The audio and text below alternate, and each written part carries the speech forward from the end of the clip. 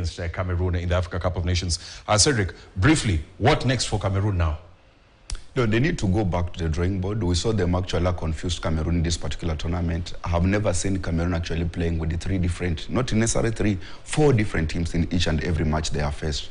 Remember, their first lineup in their first match was not the same lineup in their second match. Neither was it the lineup in their third match. Yesterday, I was so surprised when they deployed actually Omar Gonzalez at the center-back. Omar Gonzalez has not graced Cameroon much since Cameroon actually started playing this particular tournament. Bringing such kind of a player in a very high-octane kind of match against Nigeria was quite, and we could see a struggling player. Actually, anytime Nigeria had a ball, they were pushing it to the side of where Omar was, and it becomes so heavy to him to contain such kind of pressure. All the mistake, I know, you can actually, as in, point accusing finger to him, but these guys knew where the weaknesses is. This is the guy who came here for the first time. He had not actually warmed up from these group stages matches and everything and gelled up with the team. You are bringing him actually to stop Nigeria, who are out to win this particular match. And again, the likes of Nuhu Tolo. Yes. These are the players whom their counterpart have retired. We still see him struggling in Cameroon at the fullback three. That, to me, I think Sebastian Minye, where he is, he needed to get this Cameroon back to where it was. No, I don't think if that mind of deployment was all about song. Okay. Yes. If you go by how this team was being deployed, it was a damage that was being just trying to be controlled at the late stage of the tournament. It actually tells you a team that has not been together and prepared. And I think I also starting to assume that maybe their dressing room was not intact. Because every time you could see this player, even in the field, every time accusing each other, pointing fingers at each other, it tells you the temperature that was not so much that cohesive.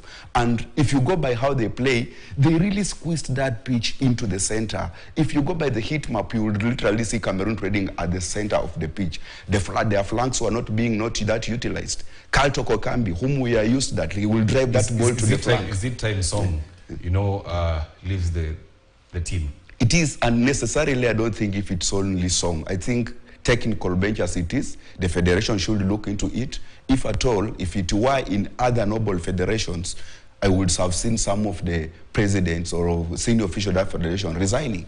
Because there's no way a team that has really carried the global peace for 5 times, coming and struggling like any other team that is gracing it for the first time. And the team that are gracing for the first time are playing good soccer. And this is the Cameroon that everyone would expect to bring that soccer that we have associated it with to our doors, into our living room. But that was not the case. They made Nigeria look like it's a star in this tournament. Nigeria that has struggled in the group stages coming to Cameroon, now it has cleansed all the face that we have seen Nigeria. Going to the next match, they will go actually bravado, knowing that now we have reaffirmed ourselves and we can surge on to the final. But Nigeria is equally not really a good team, but Cameroon made them really look. They dominated each and every department in that particular team.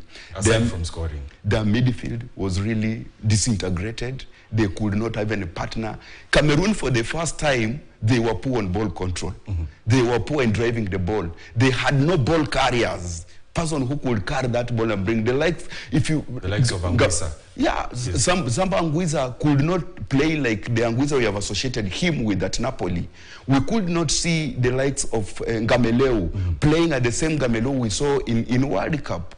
You see, in Kudu, these are the kind of player that we would expect them to bring a flair. Only Magri rose to the occasion. Frank Magri, and you could even see at some point he was getting mad.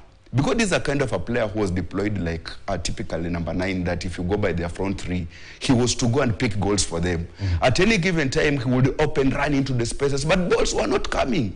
Here is somebody, even after the match, and I could see, he was just really happy enough that the tournament has ended because he didn't want to be subjected to so much misery moving forward. Yeah, so I want us to shift gears. The other match that was played yesterday, and this is a team that